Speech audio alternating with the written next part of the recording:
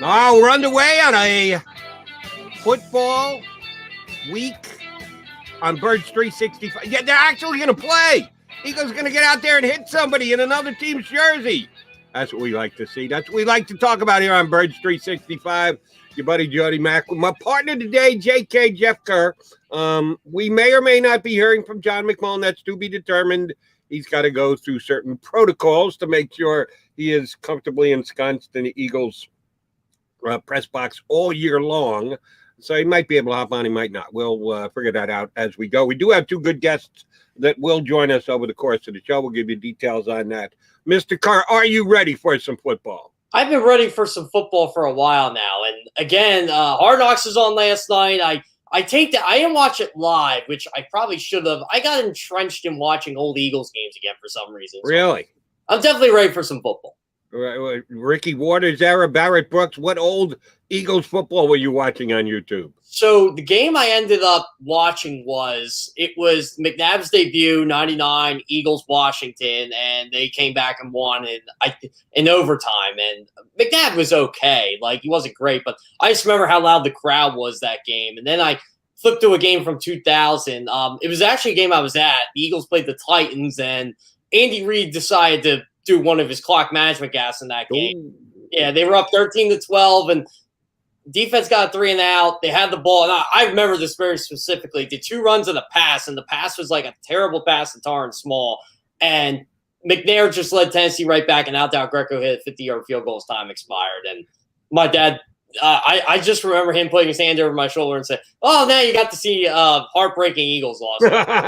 Thanks. Robin, how old were you? I was 12 at the time. Oh, rubbing salt in the wounds of a 12-year-old. Shame on your dad. Actually. Well, when they lost, understandably so, if he's been a lifetime Eagle fan. Well, when they lost the NC Championship game in 2002, he did the same thing and said, "Now you finally know what it means to be an Eagles fan."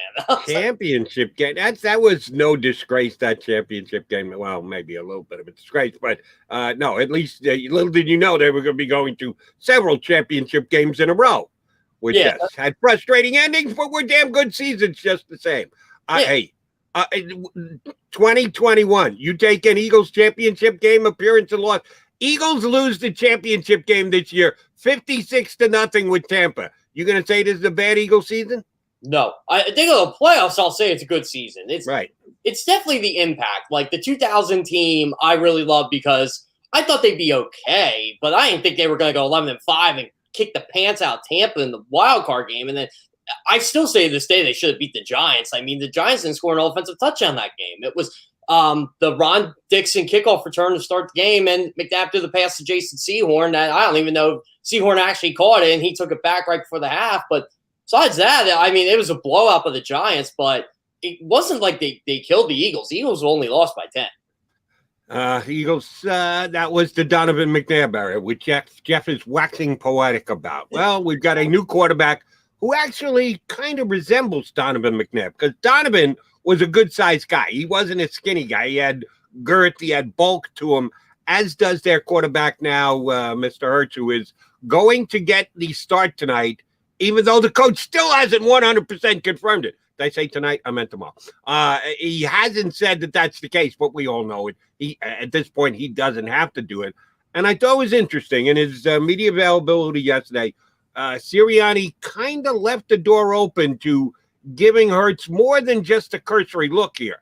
That they're going to get him out there, let him run a couple plays, work up a sweat, and then get him now off the field due to worry about injury. No, with a guy who is young as Hurts and is developing in his career as he is, he's going to get him some pretty good reps, even though it is game one on Thursday night. Yeah, it seems like at the very least it's going to be a quarter. Sirianni joked, I'd love to see an 80-yard touchdown the first play of the game, and then we'll reevaluate. But he definitely looks like Hurts and the first team guys are going to get as many reps as they can. Maybe not like a Miles Sanders. And again, he did say it was player by player, but a lot of the young guys like Jordan Mailata, Jalen Hurts, Jalen Reagor, Quez Watkins, Greg Ward, those guys, I think he's going to keep the receivers and Hurts in for not as long as he can, but I think ideally he's going to go maybe a quarter plus. Let me ask you a question, Mr. Penn State. I understand that Miles Sanders is the lead back of the Philadelphia Eagles, and he should be. They've got a nice group of others to select from. You and I both think they're going to keep 4. It'd be a shock if they only kept 3. I don't think there's any way they can afford to keep 5. But they've got a good competitive group behind Miles Sanders. But, oh, by the way, Miles Sanders has not had a good preseason. Following all the guys, including Johnny Mack and everyone else, it seems like on a daily basis somebody's reporting about and a bad drop by Miles Sanders, that he's working his tail off on the sidelines to get better at catching the football out of the backfield after having a disappointing year in that area last season. But he seems to have a drop every single day. I'm putting him right there in the mix with everybody else. No protecting the guy. Get out there and make some plays and let us feel confident about your ability to do things even in preseason game 1. Miles has got to show that the last year's dropsies were a thing of the past. Yeah, you know what? It's so hard to evaluate a guy like Miles Sanders because you see the big plays, you see the home run hits, and he is a walking highlight reel when he does get the ball in his hands. But he should have caught a lot more footballs than he did last year. And again, I said this yesterday. I don't know if it was the quarterback. I don't know if it was the scheme. But it just seemed like an absolute mess. And it could be an absolute mess if Hurts is as inaccurate as we think. But I think he could throw a better football to a running back than Carson Wentz could. So it's up to Sanders. You know, Sanders can make this quarterback's life a lot easier just by catching the football and, getting 5 yards where he shouldn't. And I think the Eagles are going to rely a lot on him this year. I think we're going to learn a lot about Miles Sanders, the football player. I know he's a top 15 back in this league. He may be top 10 if he can catch the football. And the Eagles got to make a decision on this guy soon because he's got 2 years left on his rookie deal, and it's tough to pay running backs a big chunk amount of change unless they produce. Not everybody's Derrick Henry and Dalvin Cook. There are guys like Miles Sanders right now that are just in limbo. They'll get a contract from somebody, but it may not be the team that drafted them. I would agree with you that he is a top 15 talent. Is he a top 15 running back? Only the games are going to tell. Production will dictate whether he's a top 15. Now, running the football, I'll actually say this. I think he's top 7, top 8. If you look at the numbers last year, like he was third among running backs in yards per carry. He averaged over 5. So, and, everybody wants to go, well, what about the negative 2-yard run? I'm like, well, that's why they call it an average because, he still has a 70-yard run in there. If you have 15 carries for 194 yards, who cares if one of them's an 80-yard run? It's still a productive day regardless.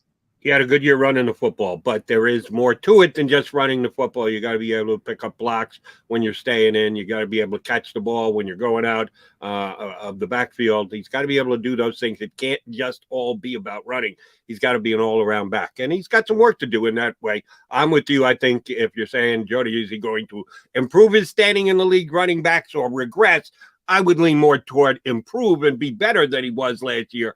And we know where the improvement can come just with some attention and hard work. I think that's what will happen. Now we got to figure out who's going to be behind him. But that we'll know better after we get to see all the guys in the first exhibition game because Nick Sirianni is going to be calling the plays. He has never done it before in an NFL regular season game. And oh, by the way, Thursday is in an NFL regular season game. But he's doing it as the head coach, something he's never done before.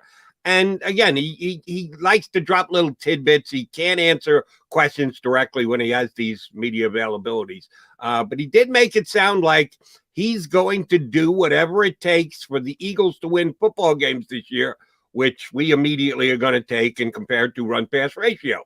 We know that the owner is a fan of the passing game and the ability to throw it down the field and got to have a prolific passing quarterback at that position. And Nick Sirianni might not be as motivated to do that if he thinks running the football is going to help him win games. Will we see that in game number 1, or is it much too early to start that analysis? I think it is a little too early for that, but I do want to see them run the football more. I think every Eagles fan in America wants to see this team run the football more, regardless of what the owner feels. Now, I think this team will win games based on their running back situation. We talk about Miles Sanders, but they're deep there. You got Boston Scott. You got Kenny Gainwell. You got Jordan Howard. The list just goes on and on and on. And I'm forgetting about Kerrigan Johnson in that mix. They're going to run the football, I think, a fair amount. I don't think it's going to be like 50-50, but I think it's going to be, maybe 53% pass, 47% run, because you're obviously going to pass the ball more than you run now in the NFL. That's just the nature of the beast. But to play against teams like the Chiefs, to play against teams like Tampa Bay, and stay in the game, you got to run the football, and you got to keep that offense off the field. And I think that's when you're going to see the heavy dose of running. And I think that's where you're going to see the running backs get mixed in with the passing game and all that. You're just going to see them move the change. Now, against a team like the Falcons, I mean, you can run the ball and you can run very efficiently, but you can also throw the ball too. And I think that's where you'll get to see Jalen Hurts kind of sling it out a little bit, do all that. So again, it all depends on the opponent. But as for tomorrow night, I kind of want to see a mix of both. And the opponent is one thing. The other thing that dictates it greatly, and none of us have a crystal ball. If we did, we wouldn't have to do Birds 365. We could just sit back and bet every single game and make our living that way. The score of the game is going to dictate oftentimes how much you're going to run, how much you're going to pass. If you're up by 2 touchdowns in the third quarter, well, then, yeah, you're going to try and run the ball to keep that clock running. If you're down by 2 touchdowns to start the second half, guess what? You're going to come out slinging it. So none of us know how the games are going to play out over the course, and then you got to adjust and define what type of a play caller Nick Sirianni is in the moment as the score dictates. The other thing that Sirianni did say that I found very interesting was, as far as guys who are going to play, and we're not going to even judge out here game one, much more important is who are the starters week 1 against Atlanta in the first regular season game.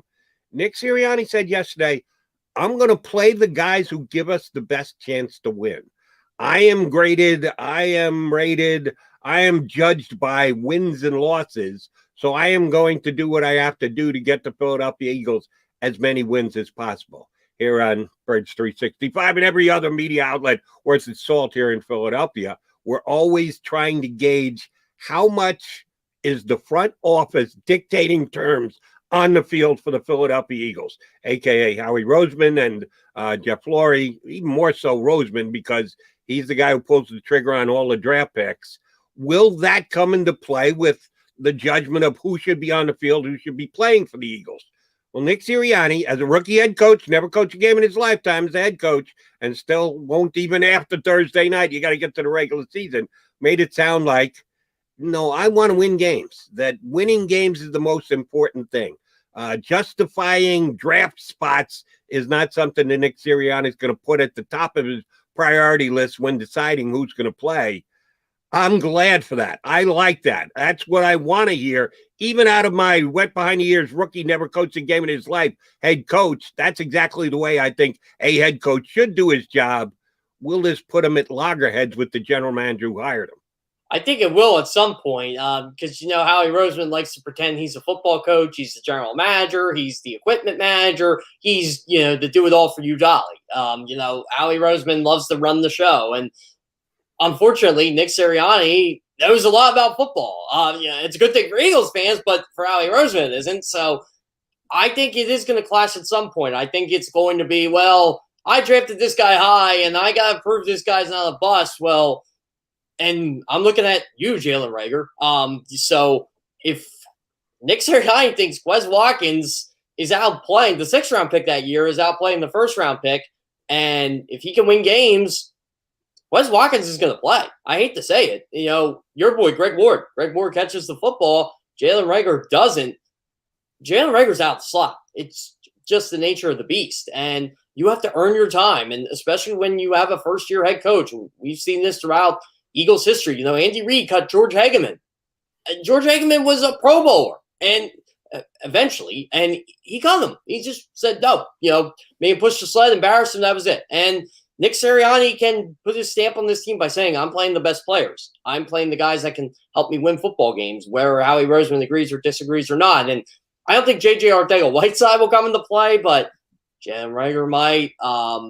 A couple of this year's draft picks might. Now, of course, this year's draft class is actually doing pretty well, so I don't think there'll be a debate there. But Roseman's got to make up for his 2019 and 2020 drafts right now, and maybe even 2017 and 2018 to an extent with Derek Barnett. And yeah, not like Derek Barnett's a bad player or anything, but again, it's high draft picks. And boy, I wish McMullen was here to, kind of add on to this. But overall, I think they will butt heads. It may not be year one, but I think it's going to happen at some point. Well, one of the places where it looks like they're not going to butt heads is left tackle, because we know that it's been a wide open competition, or it was supposed to be when preseason started. It has been a domination in practice, according to those who were there day in and day out, that Mailata has gotten much the better of the comparison to Dillard, and the coach did not commit to saying who was going to start on Thursday night. Well, that was decided yesterday when Andre Dillard came up injured in practice and is already being labeled week to week. So he's definitely out for Thursday night. Sounds like he won't play in the second preseason game either. Maybe I'm getting ahead of myself there. Mailata, I think, won the job outright. But in case there were those who were foolish enough to believe that it was still a competition, the competition is over because of Dillard's injury yesterday. And the Eagles kind of lean toward Jordan Mailata starting Thursday night, because I don't know if you caught this, Jody, he was on the first team in back-to-back practices. So I think they were getting him ready to start Thursday night, and, Andre Dillard got hurt. It's unfortunate, because I still wanted to see what Dillard could do in the preseason, see if he could, up his value, I guess, or prove he's a capable backup left tackle, which I think he is anyway. But you still want to see him in there with the first team or with those guys. That's what the preseason is for. We may not even get any of that now. So our future of Andre Dillard is as murky as ever if, you're a member of the Eagles coaching staff. So now you got to look at it as, okay, Jordan Mailata's our guy. There's no doubt about that. But where's Dillard going to fall into place? How are we going to do the tackle rotation? Maybe Andre Dillard could actually learn how to play the right side again instead of comparing it to Rang with his left hand, which I did agree with him, because it is a difference. And especially if you play one side of the line your entire life, it's not something you learn automatically. So, yeah, Andre Dillard's got a murky future there. Another interesting part of the depth chart I wanted to get into was Derek Barnett and Josh Sweat. Neither were listed as a first-teamer, which, again, I think Josh Sweat has been outplaying Derek Barnett. But I can see where the Eagles would put both of them in there, just because they both have had good camp. I mean, Sweat's had a great camp, but it's not like Barnett's been, cheap either. He's been pretty good. Don't know where they're going to go on the defensive line, only that we know Ryan Kerrigan is not going to get reps here in game number one. Injured his thumb, had to have surgery, apparently not a major surgery, because they've already labeled him out 7 to 10 days, which means he's probably going to miss this game and the second preseason game, maybe back for the third preseason game, but that means that much more time for both Sweat and Barnett to get in, get some reps, and lay claim to behind Brandon Graham, who is going to be the next defensive end on the Eagles' overall depth chart. He's Jeff Kerr. I'm Jody McDonald. Your Birds 365 guys. We may be able to sneak Johnny McMullen in at some point. Don't know yet. You got to stay tuned for that. We know who's coming up next. One of our faves, Les Bowen, formerly of the Philadelphia Inquirer, jumping right back into the fray. Took the buyout from the Inquirer, but Les told us when we had him on after it was announced that he wasn't going to be doing day in and day out for the Inquiry, he said, I'm going to keep my hand in on it. Well, sure enough, I saw a Les Bowen article for the Associated Press yesterday, so he is still very much part of the Eagles beat guys. He's going to join us next here on Birds 365. I get scared sometimes. Of a lot of things. Joining in. Decisions. The dark. The dark. But I once heard someone say, But as I always say, it's okay to be afraid. as long as you face the fear. And keep moving forward. Wherever you are in life, count on the name trusted in insurance for over 80 years. Independence Blue Cross. The savoring taste of a good bag of beef jerky is so enjoyable at any time of the day, as long as you can find it. Here's what we suggest. Pure Bull Beef Jerky is our answer, and soon it will be yours. Locally produced in the Philadelphia region, this high-quality, healthy protein snack is easy to secure. Go to steersnacks.com, and you'll see hot garlic, tropical heat, Pure Bull dry rub, and our favorite, Huck and Fod. What's that? Huck and Fod. Go now to steersnacks.com. Welcome to the Wildwoods. the perfect place where you can safely do everything or nothing at all. Catch a wave, take a nap, go for a drive, grab a bite. It's your vacation, and we're doing everything we can to make it a safe one. The Wildwoods. Your vacation, your way. The International Brotherhood of Electrical Workers, Local Union 98, is a proud sponsor of The Labor Show with J. Doc and Krause every Saturday night from 6 till 8 p.m. IBEW Local 98's highly trained and superbly skilled electricians are the best in the business, setting the highest safety standards in the electrical industry. So when you're planning your next industrial, commercial, or residential project, choose an IBEW Local 98 union contractor. Learn more at ibew98.org.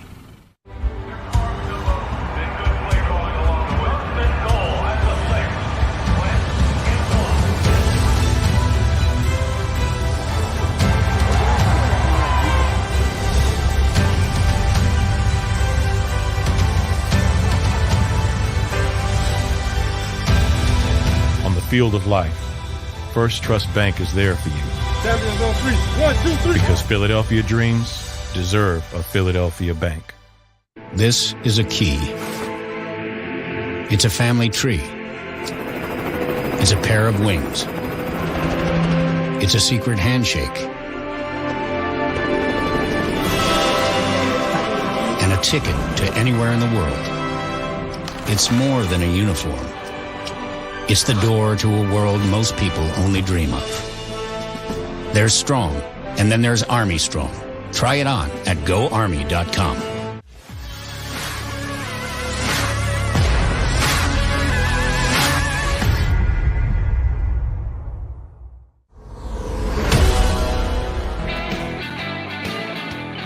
Appreciate you jumping in on Birds 365. We are one day away from the start of another Philadelphia Eagles football season. Yes, it is but a preseason game, but if the Eagles are out there playing and fans are in Lincoln Financial Field, this town does get excited. And we are too. We're excited to be joined by our next guest. He hops aboard with us. He's absolutely getting the job done with the brick wall behind him. We got to get Kerr a brick wall. Johnny Mac's got his, I got mine. And Les Bowen has his. How you doing, Les? Just great, Jody. How are you? We're doing phenomenal. We appreciate you hopping on board. So I'm jumping around the internet yesterday, and lo and behold, here's Les Bowen's byline. Didn't know you were going to get back into the fray as quickly as you did, my friend. First of all, congrats, and good to read you again. I tried to get out, and they keep pulling me back. Yeah, he approached me about, Rob Motti is doing a national gig now with the AP football gig. And they needed, a little help here and there. I'm not going to be doing it all the time, but I did write yesterday's camp story, and I'll be doing one next week. And, it's not the lifting isn't too heavy for an old retired person like myself. You're going to be seeing in the press box, Les.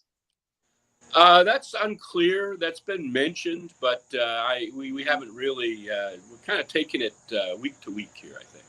There you go. Well, I was very glad and almost excited to see your write-up from yesterday's camp. We are just a couple of days away from Nick Sirianni's first outing as the head coach of the Eagles, and I was buoyed by a couple of things that he had to say yesterday. Number one, that he's going to play his starters here, that this isn't going to be a protect our guys 3-game exhibition season, that he's got some guys he wants to see, wants to give valuable reps to, and he's got to make decisions on. And number two, that he's going to play the players that are going to win games for him, that there isn't going to be an ulterior motive as to who's going to actually play for him this year. Is he going to be able to hold up both of those beliefs and or standards right now, Les? Well, right now, I think so, Jody. The first thing, he really has no choice. The way with the COVID restrictions and everything, the way the spring was constructed, he wasn't able to work 11 on 11. He just finished installing his offense last week. He needs to find out about some guys. He needs to see his starters in action. He needs to get Jalen Hurts more live reps. with the first team offense. This is a whole new offense for everybody, whole new defense. They need this work. They can't really, what Doug Peterson did these last few years was kind of from a different place where everybody knew what they were doing. And there might be a few newcomers, but the base of the team was set in the system and so forth. And, I don't think Nick has that luxury. The second part where you're talking about is Howie going to make him play guys, I guess, that Howie drafted. I don't think this is a new slate. And I think Howie understands that Sirianni has to, he can't be burdened by the expectations of draft picks that he didn't have anything to do with. But the big conflict area there is pretty much resolving itself. That would be Andre Dillard. Dillard and Mailata at left tackle. Dillard a first-round draft pick, Mailata a seventh-round draft pick. But everybody saw Mailata do the job last year, and then he came in and apparently he's been doing it better than Dillard this year. And yesterday, Dillard limped off the field with a knee sprain that's going to keep him out week to week, they say. So I would say that there's not much momentum for any kind of front office dictate there as far as making Nick play somebody that's not not as good as a guy who wasn't drafted as high. The only other possible conflict there I can see would be Jalen Rieger. He's been kind of up and down, I guess. We'll just have to see what happens with that. I think Rieger has a lot of talent, and they still don't have a wide receiver group that's all that accomplished. I think there is a spot for Rieger there. I don't think they have to feature him as the number one guy or anything like that. Were you able to see the play where Dillard went down with the knee sprain yesterday, or was that on the far side of the field? He didn't really go down. He just sort of limped off. I did see him limp off, but that was about it. It was there was a lot going on at that point. There were different things going on in different parts of the field, and I did not see what caused that. I kind of think he was losing competition anyway, but it does bring a certain I don't want to say finality, but a definition to that situation. I think if he's going to be out week to week, unless Mailata gets hurt tomorrow, God forbid, I think that's going to be pretty well settled. Agreed. All right, let's, as with probably 31 other teams in the National Football League, along with the Eagles, the thing that everybody's going to concentrate above and beyond everything else, not to its exclusivity, but the number one concern will be quarterback. And that's certainly the case here in Philadelphia with Jalen Hurts taking over. He, too, has had an up and down preseason. Some days good. We know he can throw the ball long. He likes to throw it long, and he's very good at it, but it takes more than that to be able to move the ball up and down the field. What do you think Nick Sirianni and Jalen Hurts want to accomplish here in preseason game number one? Well, they'll be high-fiving each other when the coach tells them, all right, that's enough for tonight, Jalen. Good job, buddy. Oh, I think they want to see efficiency. They want to see him run the offense and stay on the field, pile up some first downs, score some points, not have mistakes. Nick mentioned yesterday, the long completion to Quez Watkins, touchdown completion in the public scrimmage Sunday, got a lot of internet play. Nick mentioned that actually there was a pre-snap penalty there, and in a game that play wouldn't have counted, which, was a footnote yesterday, obviously, because we're talking about scrimmage, but in the regular season, that would have been a pretty big deal. So that's the kind of thing. He wants to see things run smoothly. I don't think he really wants to, he'd love to see, Jalen do incredible things, but that's not really, just run the offense, move the ball down the field, avoid huge mistakes, show command of this new system. I think that's what he's looking for.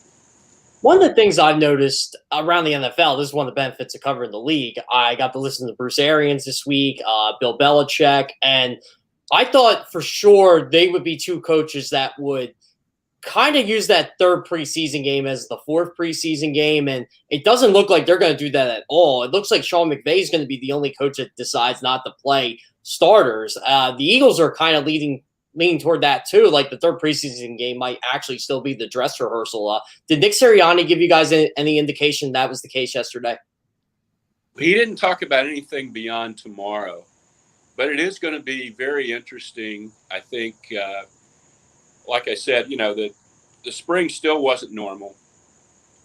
So teams do need this time, these tune-ups.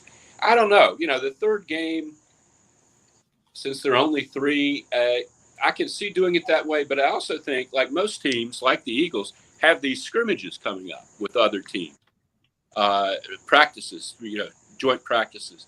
And I think those maybe will function in the way of a preseason game in a couple of ways, with your starters, but also with the guys trying to make the team. They'll be practicing against the guys trying to make the Bucs or the Patriots or whomever. And maybe you'll get a sense of that, more than you would from the 4th preseason game. So I think teams are doing other things to kind of make the decisions they need to make before the season starts. Les, one of the more interesting storylines we've had with the Eagles that started well before camp ever even opened up, and has certainly kind of grown and become a different type story this preseason, has been Zach Ertz. Not yourself, but some of your media contemporaries had Zach Ertz traded 4 months ago, 5 months ago, 6 months ago. And oh, by the way, Zach Ertz is still here, even though a couple people had him gone and forgotten. He's come in. He's been actually, I think, the better tight end in preseason practices. We know Goddard is the guy they're contemplating giving a contract extension to. They're not doing that with Zach Ertz, and that's where all the problems started. But Ertz has been very good in practice, and it looks like the coaches accepted the fact that, hey, we couldn't trade this guy. He's here now. He's maybe my best receiver that's not named Devonta Smith, who can't play anyway. How big a season is Zach Ertz sitting on this year? Well, that's really interesting, Joe. He can, if he plays well this season and gets the ball, a lot, he's set up for free agency, so that's a great incentive for him. This is a huge, it wasn't just people saying that he was going to be gone. He was gone. I mean, back in the spring, in his mind, he was not part of the Eagles anymore. He was the player rep. I was talking about all this stuff in the spring that they didn't get to do 11 on 11 and so forth. Well, there were all these negotiations with the league and the player reps and things. And, I contacted Zach about that. He said, I don't know what they're going to do, meaning the Eagles. I mean, he just wasn't, he was gone. He was out. And then nothing happened. They didn't trade him. And they wanted something substantial in return for him. And they weren't getting it. So this is his option, is to come in here and look good. That's the only thing he can do. You can't really hold out in the NFL. They fine you. You don't get paid. It would be counterproductive. The best thing he can do is look really good. Maybe they trade him at the end of training camp or before the trade deadline. But the other element of this, as you alluded to, is Dallas Goddard. Everybody was talking about, Dallas Goddard, he's ready to jump up and be, a superstar. Well, he showed up and he didn't complete his conditioning test. And there was some kind of quirky thing about that. I wasn't there that day. Obviously, I've only been there one day, yesterday. But, it's Dallas Goddard. I don't know. I mean, he got, last year was that thing with the fight in the bar in South Dakota. I kind of wonder where his head's at a little bit sometimes. He's a very good player. He has all kinds of potential, but I wouldn't be in any great hurry to unload Zach Ertz, given the talent level of this team at the current moment. If Zach Ertz wants to come here and play his rear end off and, set himself up for a real trade or free agency, I don't think anybody should look askance at that. This team really seems to galvanize around Jalen Hurts, especially the younger players. Last year, I don't know, just from behind the scenes, it didn't look like these younger guys were doing the same for Carson Wentz. Did you notice that, throughout the craziness of everything that happened last year? Very good point. Yeah, that was one of the, if we scroll all the way back, that's one of the reasons you don't draft a quarterback in the second round when you have a franchise quarterback that you supposedly believe in. And I think Wentz was completely right that this started a process of, the younger guys gravitating toward the other guy. And it just, opened all kinds of doors that didn't need to be opened. And Wentz, he didn't respond well, and that's his fault. But it was, that definitely happened last year. Hurts is a more dynamic, more verbose leader than Wentz is. He's more of a rally the troops, come on guys, slapping people on the back, that sort of thing, which only goes so far. I mean, that's not the chief attribute in a quarterback. But when you got one guy who's like that, who was just drafted with a high pick, and the other guy isn't really like that, again, it really set up a very bad dynamic last year. And I'm not completely blaming Wentz for that. It was very odd. Hurts certainly has the leadership qualities that you want in a quarterback. I don't think anybody doubts that.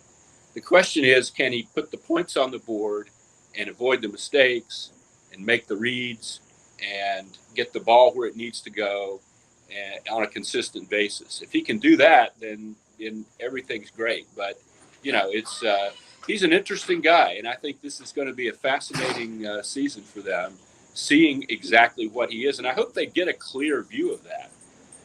I hope they're not kind of like, well, at the end of the season, well, he does this well and he does that well, but we only won 7 games. And in this game, we could have done a little better if he'd hit that guy. That's what you don't want out of this season. You want to know by the end of the season, it is Jalen Hurts or it isn't Jalen Hurts, one of the two. On that, we can certainly agree. The Eagles want a definitive quarterback answer when the season is come and gone. But it hasn't even started yet, and we haven't even started talking about the defense yet. Know that Les, even though you're not down there every single day, that it kind of leaked out that Nick Sirianni keeps score of practice every single day. He gives out winning grades on every single play. And the defense basically kicked the offense's tail on a day-in, day-out basis on their final coach's scoreboard. That's great for the defense. It's not so good for the offense. But let's look at the positive side of this. The defense has been really good in camp so far, and we don't really know what the new defensive coordinator, Jonathan Gannon, is going to do either as far as scheme goes. We got some ideas. He's given some pointers when he's had media availability, but until you actually see it with your own two eyes, it's all just speculation on our part leading into preseason game number 1. How good a grasp are we going to have of Jonathan Gannon's system after just one preseason game, do you think? Oh, I don't think we'll see a whole lot. Sirianni talked yesterday he was talking about the offense, but I think this goes for the defense as well, that a huge advantage they have as a new staff coming in is nobody has any tape on them, that nobody knows what they're going to run. And they don't want to mess up that advantage by showing everything that they want to do in preseason games. So it's going to be kind of a balancing act between wanting guys to get comfort with the systems and not wanting to show your hand. So I don't know that we're going to get a lot of clues from this first preseason game as to exactly how much they're going to blitz or, stuff like that, how much they're going to play 3-4. They are going to play some 3-4 apparently. But I will say this, the defense has been healthier than the offense in this camp for whatever reason. Most of the big injuries have been offensively. I think Ryan Kerrigan really is the main guy who's hurt right now defensively, and he's not even a starter. So that skews things a little bit. The offensive line has not been the real offensive line yet. Of course, we've been saying that for 3 years, and that could be an ongoing issue again this year. But, I think the offense has talent. But, the defense, they really did some nice things defensively this year with Steven Nelson at corner. They better linebackers than they had last year. it wouldn't surprise me if the defense is greatly improved. I wasn't Jim Schwartz's harshest critic. I thought he was a smart guy, and I think he had to work around some horrible personnel deficits at times. But I do like Gannon's ideas. I do like the idea of being multiple, of sort of configuring your defense to what the offense does from week to week. I think the Patriots have done that to great effect for many years. So yeah, I'm kind of bullish on Jonathan Gannon, even though I don't know the man at all. You think the Jim Schwartz hate from the fan base came from that he only rushed 4? Because we all know how Philadelphia is. It's got to blitz, got to do Jim Johnson, Buddy Ryan, Bud Carson, whoever. And that just hurt Jim Schwartz's reputation here. Yeah, he didn't blitz, and the coverages were often soft. And, you know, he would always say, like with that sticks defense on third down, it almost always worked. It almost always kept the other team from picking up a first down. But it didn't look – it wasn't aesthetically pleasing.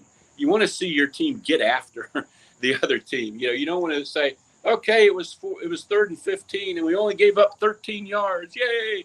You know, that's – people don't really get out of their seats for that. And I think that was a big part of Jim's problems. You know, a lot of stats looked bad in the Jim Schwartz reign, but a lot of times if you looked at the final score and the points they gave up, given the personnel they had, it was not a disaster. And I think he played some chess pieces pretty well. Again, personnel was a huge issue. I think they really did not do well by him in that realm, at corner, at linebacker, and even at safety at times. So, you know, he had his work cut out for him, and, you know, he got it done as best he could, I think.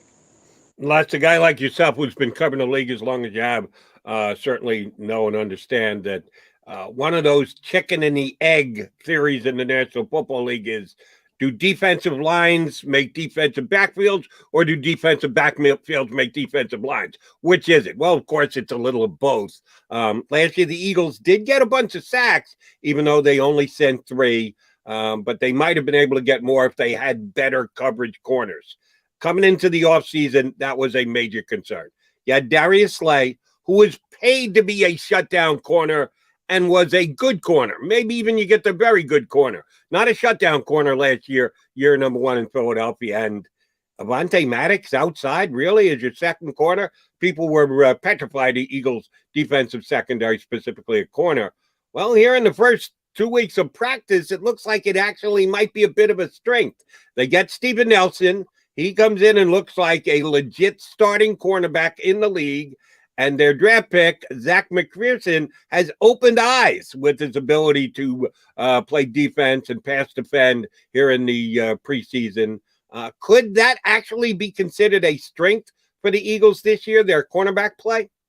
Yeah, I think it might, Jody. I mean, we want to see some real games before we make that decision. But, yeah, I like both of those guys. I like Slay and I like Nelson, and the young guy, McPherson. He was a real interesting draft pick. I remember when they picked him, it was there were widely varying predictions for him. Some people thought, boy, this is a great pick. You know, they really got a jewel here. Others were like, yeah, this guy, you know, he didn't do this, he didn't do that. I don't know. He's certainly having a good camp. I think I definitely think, I don't know if Slay is a shutdown corner, but I think he's like a B plus corner in the NFL. And if you have 2 guys like that on the outside and a B plus guy on the inside, you ought to be able to win a lot of matchups, really. And that's way better than what the Eagles have been having the last several years. Well, you were able to gather with Jalen Reagor last year. What do you think was the root of his struggles? Oh, that's a tough question. You know, it's always a tough thing for a player when a team passes up a guy that the fan base was really invested in. I'm talking Justin Jefferson, who turns out to be an incredible player. I mean, that sets you up to fail right there. That was a huge obstacle. If Brandon Graham didn't have the incredible personality that he has, I think he could have failed here. I mean, he was several years into his career before he really, delivered the goods. And everybody remembers that situation where, they were supposed to take the safety and, Earl Thomas, and that became something hung around his neck. I think that started Jalen off wrong. I think his route, he probably shouldn't have been picked. I mean, he definitely shouldn't have been picked ahead of Justin Jefferson. His route running isn't that smooth. His speed last year anyway, did not translate very well onto the field. He didn't look fast in running routes, even though he can run a 40. So there were a lot of issues there. He seems to have kind of a quirky personality. He likes to get in social media fights with fans and delete his account and then reinstate it and stuff like that. And then this year he showed up, and again, like with Goddard, he failed his conditioning test, and there was some kind of thing about a friend who died, and he was very disconsolate. But if you're coming off the rookie year that Jalen Reagor's coming off of, you show up here, I don't want to seem insensitive or anything, but I don't care if your whole family died. You show up ready to go. This is crucial to your career. This is your livelihood, and that struck me as a very bad thing. That said, he had one incredible catch in practice so far this year.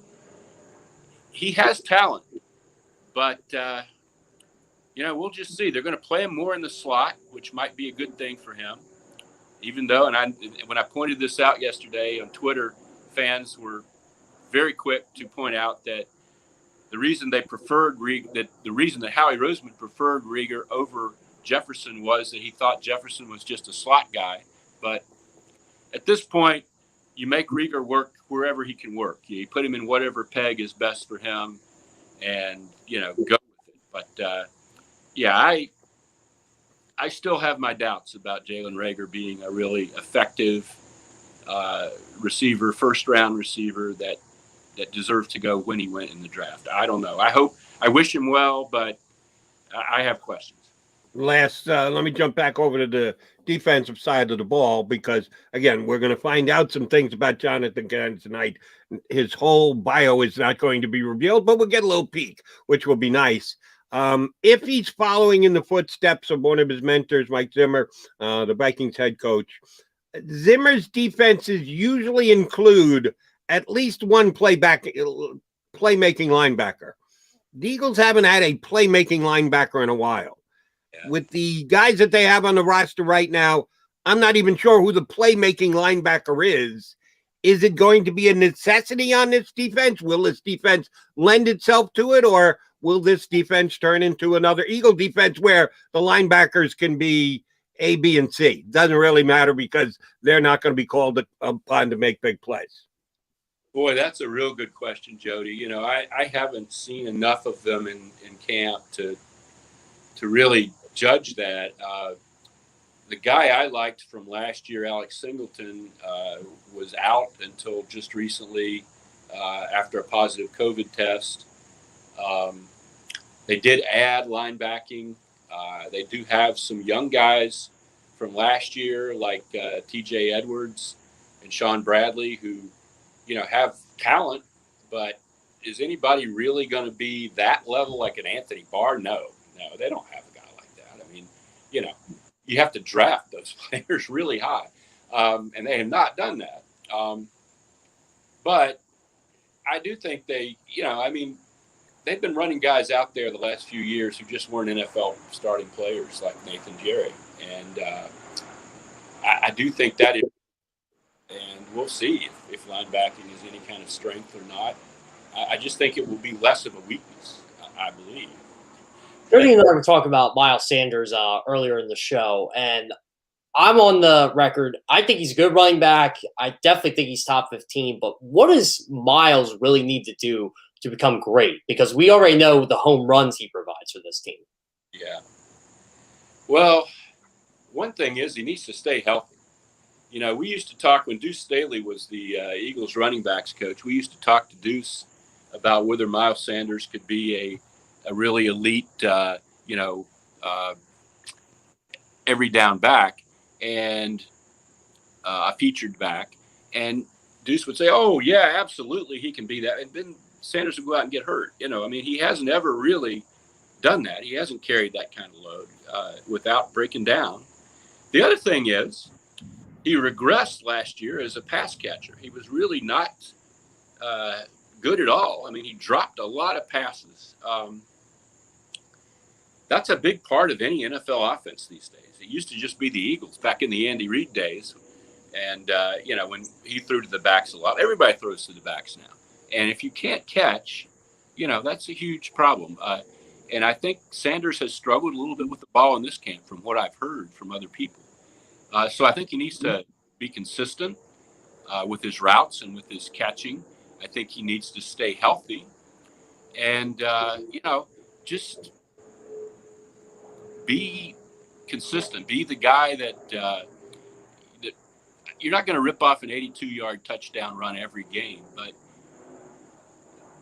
look like that guy on every snap. Look like that's a possibility. That was the thing with Shady McCoy, I always thought, is every time he got the ball, you wondered if he was going to do that. You know, the threat was there, and I think that's something that Miles Sanders might have, and we're just going to have to see this year if he does have it. All right, last week compared the old defensive coordinator with the new defensive coordinator earlier here in this interview with the way things had been going under Schwartz here in Philadelphia and the way they may go under Gannon as the new DC. Let's do the same with the head coaches. Doug Peterson won a Super Bowl here, left on not great terms at 4-11-1, and the quarterback fighting his way out of town, so they had to change to Jalen Hurts. We all know Doug Peterson's story, but what I want to get at is he was a pretty damn aggressive head coach when he was here. Doug would risk. He would go for it on fourth down. He would do some things that would surprise you with its overt aggressiveness. We don't know anything about the new head coach when it comes to play calling and making in-game critical decisions. We just know his personality through his media availability and what you see of him coaching up his players during practice. If we agree that Doug Peterson was an overly aggressive coach, there's overly aggressive, there's balanced, there's conservative. Where do you think that by the time we've got a good grasp on the new head coach, where is Nick Sirianni going to fall on the aggression spectrum? Boy, Jody, I don't know. I would think his personality would tend toward aggressiveness. He's a very assertive, very enthusiastic, very positive kind of guy. He doesn't seem like a cautious, afraid to do things sort of person. And I also think Doug was kind of right along with the curve or ahead of the curve on analytics. This is the way the NFL is now. You know, you should go for it on fourth down a lot more than people did 20 years ago. You know, those are the percentages. It depends sometimes on personnel and who you're playing and situations, but in general, that's the way the NFL is going to be. So I think you will see continued aggressiveness. I'll be real surprised. Conservatism in that sense is sort of an old guy NFL thing, and Nick Sirianni just turned 40. So, I think he'll be assertive and aggressive. There were times when Doug, I thought, didn't look at, okay, yeah, you want to go for it on fourth down, but your right guard is a guy that was on the practice squad until 2 days ago, and you're running backup running back, and the defense you're doing this against is best in the league on fourth down. Maybe not today, but otherwise, yeah, I think aggression is good, and I think you'll see a lot of it from Nick Sirianni. I want to go back to Doug, too. Did Doug kind of listen to the analytics? And you kind of point this out a little too much. Like, if someone gave him the percentage of, say, converting on a 4th and 3, would he just do it just based on that? Or did he actually kind of use the voice in his own head saying, you know what, I might want to punt the ball here? I don't know for sure. I know that an element of this with the Eagles that's going to continue to be an element for Nick Sirianni is that Jeffrey Lurie is very invested in analytics. I think Jeff McClain from the Inquirer wrote a big piece about that last year.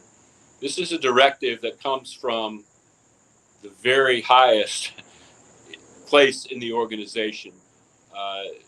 Jeffrey's very interested in the numbers and using the numbers and using advantages in percentages and things like that where you can, and maybe to an excessive degree at times. There was a story about when they bowl, Jim Schwartz being told that the first thing that was said from the owner, the general manager, was, "Gee, you sure gave up a lot of points." I mean, it's you don't want to lose sight of the point of the whole thing is winning and losing, not to conform to the latest trends to the T. And I think maybe the Eagles, there are times when they're sort of teetering on that line of they'd be happier being the team that had the latest idea or was a lot riding the wave than doing something that worked. I don't think Jeffrey would be very happy if, for instance, they won a game where they ran the ball 40 times and passed it 15. I don't think Jeffrey would like that win, But getting back to the question, I think there were times I think Doug did embrace the analytics without really understanding them to any great nuanced degree. I think he pretty much took what they handed him and said, "Okay, let's do this," and there were times when that maybe wasn't the best thing. Last thing. We appreciate you jumping on board with us. Kind of crystal ball, give me a prediction type thing. We'll go full circle and come back to the quarterback where we started. Jalen Hurts is going to get the nod. He's going to play however long the coach sees fit. And he made it sound to me yesterday like might be a little bit more than you guys are thinking. I think he needs the reps, and we're not going to run scared and just pull him off the field. And there's one thing running scared, and then there's another one being a little risque. How many times do you think Jalen Hurts going to take off in however many reps he's going to get? Do you think he's going to try and make a play with his legs? Because he knows he's got something to prove here. And let's be honest, it's part of his game. It's a strength of his game. When he does, will that precipitate him being pulled out of the game? If he pulls one down and dodges a couple of tackles, is that going to signify, get Flacco ready? Get him into the game here. Our guy's taking a chance. Will we see Mr. Hurts run with the football on tomorrow night? No, Jody, that's a real good question. From Hurts' perspective, I don't think there's a lot to be gained from that.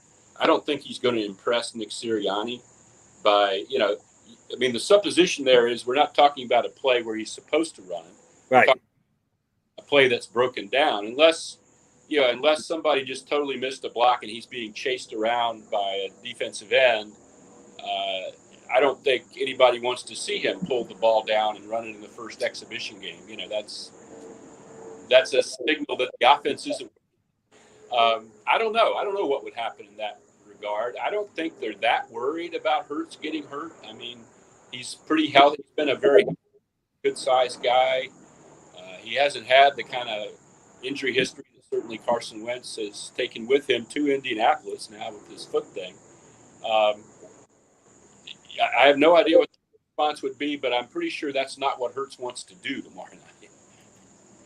Agreed. All right, Les, do us a favor. It was good to see you filing a report for AP yesterday. Give us your Twitter handle again so people can know when Les Bowen is going to be writing about the Philadelphia Eagles. I'm sure you're going to be previewing it on Twitter. What's that Twitter handle of yours again? @Les Bowen. Yes. That's stupid. I guess I should have known that. That's my bad. Okay. Les, good stuff. Thank you very much for coming on. We're going to tap into you from time to time during the season. Thanks for hopping on today. My pleasure. Thank you, guys. Our pleasure. Les Bowen here with us doing some work for the Associated Press. He decided enough of this Inquirer stuff. He's going to be doing some AP stuff, and we will punch him up here on Birds 365 from time to time. All right, Jeff Curran for Johnny Mac today with me, Joey Mac. We'll come back at hour number 2 underway. We got a buddy of Jeff's, another CBS contributor, Bryan Deardo, who does a lot of AFC North stuff for CBS. He's a Pittsburgh-based guy. Steelers are coming into town. So we'll talk to Bryan Deardo from CBS about 20 minutes from now. Keep it right here on Birds 365. I get scared sometimes. Of a lot of things. Joining in. Decisions. The dark. The dark. But I once heard someone say, But as I always say, it's okay to be afraid. As long as you face the fear. And keep moving forward. Wherever you are in life, count on the name trusted in insurance for over 80 years. Independence Blue Cross. The savoring taste of a good bag of beef jerky is so enjoyable at any time of the day, as long as you can find it. Here's what we suggest. Pure Bull beef jerky is our answer, and soon it will be yours. Locally produced in the Philadelphia region, this high-quality, healthy protein snack is easy to secure. Go to steersnacks.com, and you'll see hot garlic, tropical heat, Pure Bull dry rub, and our favorite, Huck and Fod. What's that? Huck and Fod. Go now to steersnacks.com. Welcome to the Wildwoods, the perfect place where you can safely do everything or nothing at all. Catch a wave, take a nap, go for a drive, grab a bite. It's your vacation, and we're doing everything we can to make it a safe one. The Wildwoods. Your vacation, your way. The International Brotherhood of Electrical Workers, Local Union 98, is a proud sponsor of The Labor Show with J. and Krause every Saturday night from 6 till 8 p.m. IBEW Local 98's highly trained and superbly skilled electricians are the best in the business, setting the highest safety standards in the electrical industry. So when you're planning your next industrial, commercial, or residential project, choose an IBEW Local 98 union contractor. Learn more at ibew98.org.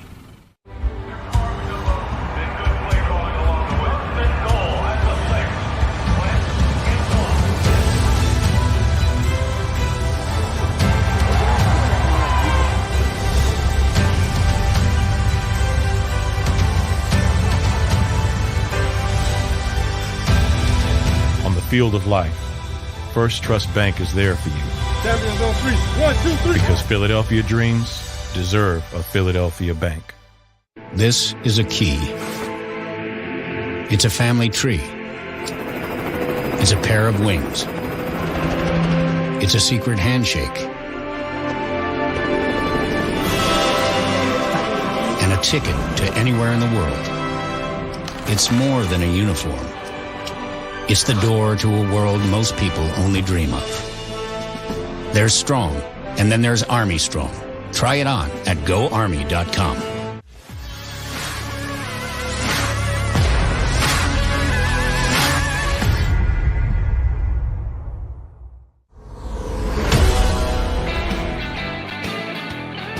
We thank Les Bowen for being part of Birds 365 here on Eagles opener week. Preseason lid lifter against the Steelers is now just over 24 hours away. Well, maybe close to 30 hours. Rounding up here, Jody Mack with Jeff Kerr, your Birds 365 guys today. Buddy of Jeff's, Bryan Deardo, is going to join us coming up in less than 20 minutes from now. He covers the AFC for CBS, specifically heavy in the Steelers division. So Steelers are coming to town. We'll certainly get Bryan up to talk about the Eagles' opposition. Again, it's a preseason game. Steelers are answering the same questions the Eagles are. How much are you going to play your guys? How much are you going to show? How much are you going to keep in reserve and not let somebody put on film to watch? And, oh, by the way, second game for the Steelers. There's only two teams that could say that. They and the Cowboys playing in last week's Hall of Fame game. It's a little bit of a different situation for the Steelers. We'll discuss all those things with Bryan when we get him up here. A couple of things I want to discuss with you before we do get Bryan, though, Jeff, is last mentioned Carson Wentz. Carson Wentz back at Colts practice yesterday. Sans a boot. that we were told he was going to be out somewhere between 5 and 12 weeks, which I love that when you have a hole you could drive a truck through as to how much time a guy is going to be out. 5 to 12. Why don't you say 1 to 2 years if you're going to have that far a spread? But if you're an Eagle fan who's just desperately rooting for Carson Wentz to play and make sure that the Eagles get that first-round pick next year rather than the second-round pick, good sign that he was back in practice sans boot for the Colts yesterday. Yeah, I'm kind of like Carson Wentz doing what he did in 2018, per se. You know, the second Nick Foles lost, I'm back, guys. Oh, look, I can play now, even though he probably should have waited another 2 or 3 weeks. But, hey, you know, if this gets him healthy and ready to go by week 1, I think that was the Mortensen tweet. I didn't get to see the whole thing yet. But, yeah, he's back in practice, sans boot, and we'll see. If he's back by week 3, that 70% Colts making the playoffs thing, that's still in play. That is, and that's good news as far as I'm concerned. Another thing that I noticed yesterday, and I really have been following this the last couple of years, and I think all football fans should be following it as well. The NFL came out yesterday with 2 points of emphasis on refereeing this year. And if you think that's just the NL putting out a cover your rear end announcement, that's not the case. When they've made these announcements and they include video when they send them out, they back it up. At least in preseason they do, to try and hammer a point home. Point of emphasis means, yeah, they're going to be calling it this year. If you're thinking that it's going to be something that we'll just make a statement on and we'll go back to calling it the way that we've always called, no, that's not the case. They have, when they put this out ahead of time, they have then stuck to their guns, and their referees have called the 2 points of emphasis here. Number 1 is taunting, that they do not want anybody pointing at anybody else. They don't want anybody standing over anyone else. It's kind of a hit or miss type thing, because you don't want the NFL to stand for no fun league. You want to see some celebration and you want to see some personality on the field, but also, yes, taunting should have no place in the National Football League. So it's a very subjective thing. So you're leaving it in the hands of your referees. Is the NFL leaving it in culpable hands as far as you're concerned, if they're going to let their referees be even more subjective at throwing flags for players taunting? I want to know what the definition of taunting is to the NFL. If, remember when Brent Selleck always called a first down, he always did the point. Is that taunting? If you score a touchdown and do a dance or whatever, I know the NFL's kind of leaned off on that a bit. Is that taunting? What is defined as taunting? Trash talking? That's what I think these guys are going to have to find out in the preseason. And honestly, if I was a receiver or a defensive back, I think I want to test the waters a bit here and see what I could get away with and what I can't. And we remember a couple years ago, it wasn't last year, I think it was 2 or 3 years ago, when they called an excessive amount of holding penalties in the preseason. And everybody goes, oh man, this is going to ruin the game. And the NFL lightened up on it once week 1 hit. And, I didn't know if that was a mistake or not, but definitely made the games go faster. I will say that. So, yeah, I just think I would have to know what taunting actually is, because I actually like when players kind of do the in-your-face stuff. I think it gets the fans riled up. I think it makes the game more fun. And, Jody, growing up, my favorite thing was when receivers scored a touchdown and, Chad Johnson wore the future Hall of Fame coat, or, Terrell Owens got the Sharpie out, or, ripped the TO as BO, a sign in Cleveland. That was, for me, that was fun. And my old philosophy was, well, if you don't like it, stop them. And, that's kind of how I feel about the taunting these days. And they did specifically say touchdown celebrations will not be affected, that they want their guys to be able to celebrate after they score touchdowns. But it is more infield action, specifically pointing, specifically standing over someone. I got no problems with it. I hope they don't overstep their boundaries, but if they make it a point of emphasis in preseason, good for them. Now, the NFL does know, though, one of their most iconic photos is Chuck McNarick over Frank Gifford, right? I mean, I don't know if Chuck can tell the story all he wants. In a way, that was kind of a taunt. It was an unquestioned taunt, but again, different rules, different league, different time. I don't know. We want to turn back the clock 60 years, 60 years, yeah. to make our definition of it. All right, we take a quickie time out here. Bryan Deardo from CBS is going to hop aboard. He covers the AFC Central, and he's got the Steelers coming to town to take on the Birds in their first preseason game. He'll join us next here on Birds 365. I get scared sometimes. Of a lot of things. Joining in. Decisions. The dark. The dark. But I once heard someone say, But as I always say, it's okay to be afraid. as long as you face the fear. And keep moving forward. Wherever you are in life, count on the name trusted in insurance for over 80 years. Independence Blue Cross. The savoring taste of a good bag of beef jerky is so enjoyable at any time of the day, as long as you can find it. Here's what we suggest. Pure Bull beef jerky is our answer, and soon it will be yours. Locally produced in the Philadelphia region, this high-quality, healthy protein snack is easy to secure. Go to steersnacks.com, and you'll see hot garlic, tropical heat, Pure Bull dry rub, and our favorite, Huck and Fod. What's that? Huck and Fod. Go now to steersnacks.com. Welcome to the Wildwoods, the perfect place where you can safely do everything or nothing at all. Catch a wave, take a nap, go for a drive, grab a bite. It's your vacation, and we're doing everything we can to make it a safe one. The Wildwoods. Your vacation, your way. The International Brotherhood of Electrical Workers, Local Union 98, is a proud sponsor of The Labor Show with J. and Krause every Saturday night from 6 to 8 p.m. IBEW Local 98's highly trained and superbly skilled electricians are the best in the business, setting the highest safety standards in the electrical industry. So when you're planning your next industrial, commercial, or residential project, choose an IBEW Local 98 union contractor. Learn more at ibew98.org.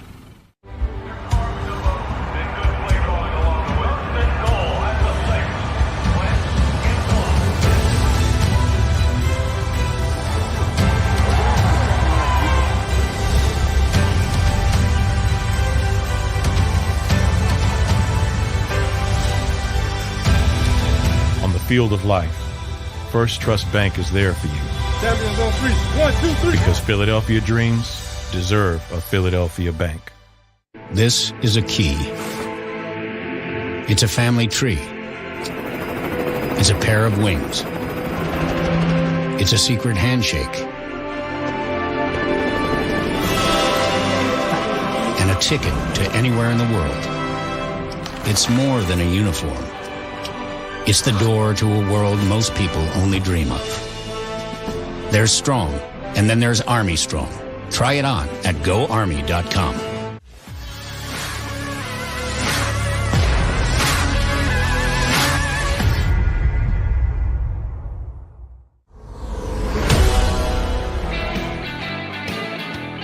This is Birds 365 here on the JAKIB YouTube channel. Steph Kerr in for Johnny Mac. Jody Mac here with you. And we've got a special guest joining us. Going to help us look ahead to the matchup coming up tomorrow night.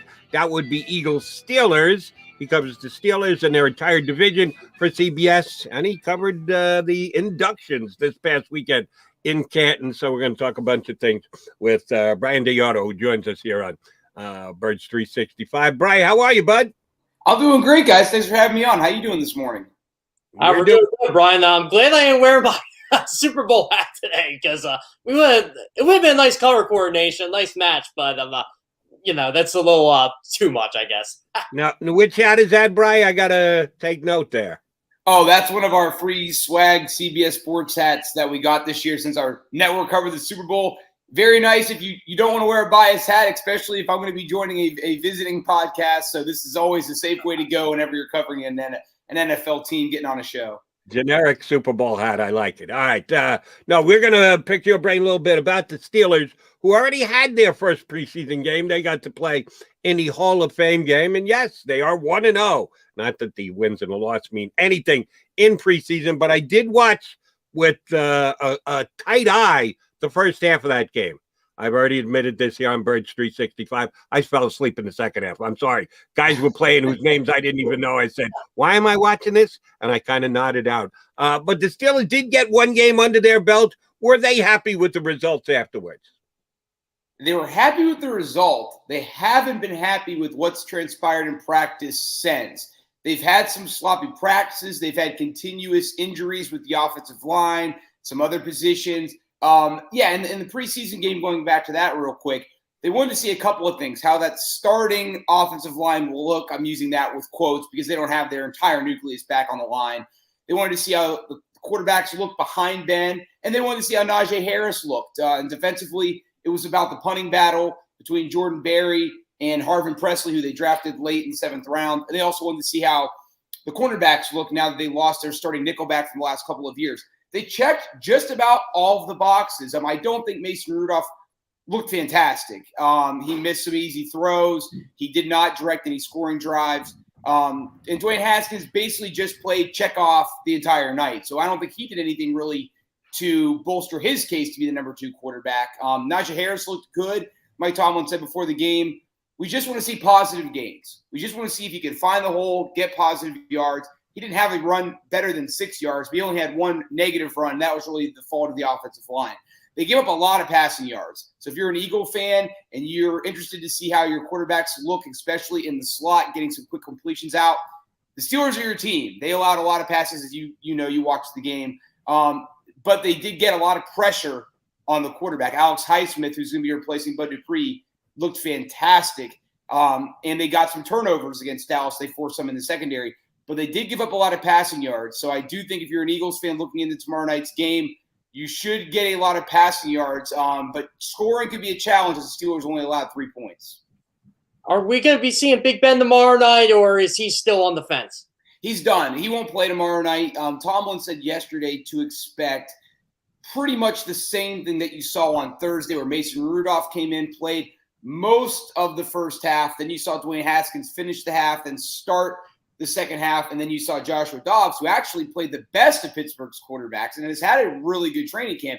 You'll see him probably the entire fourth quarter, a little bit of the third quarter. You'll see Najee Harris for probably the entire first quarter, a little bit of the second. Then you'll get a lot of Anthony McFarland and stuff like that. No Juju Smith-Schuster, no Cameron Hayward, no Joe Hayden. They should not play Minka Fitzpatrick, but if they do, it would only be for a possession. Since we're in the quarterback mode, I do want to ask you. I was a Mason Rudolph fan when he came out in the draft a couple of years ago. I thought he landed in the perfect place in Pittsburgh, could take his time developing behind Roethlisberger. Didn't think he was ready to step in right away, but I thought he had NFL game. Well, he got forced in because of Ben's injuries to play a little earlier than maybe the Steelers would have liked. And let's be frank about it, he wasn't good enough. And you're telling me he wasn't good enough last week in game number 1. They did commit to him as at least 4 game 1s preseason that he was the backup quarterback, which means he's going to start if Ben doesn't play. I've been disappointed in his progression in the NFL. I have my doubts now whether he is an NFL quarterback or not. What's gone wrong with him? How much time do we have? I think, you made a lot of good points. You made a lot of good points. I think, so we watched his entire rookie season, right? And then he went 5-3 as the starter in 19. And that's what the Steelers GM always goes back on. It's all about, black and white. It's the tangibles. He had a winning record. Then he lost his only start last year. But when I look at Mason's body of work, I see potential. You saw the 45-yard completion to Chase Claypool during the Hall of Fame game. That was a great throw, a great decision. He had a couple of guys open, James Washington, I think, on a short crossing route, but Mason wanted the big play. And I give him credit over, Dwayne Haskins didn't try that. Josh Dobbs didn't try that. You have to show that you can make those big throws.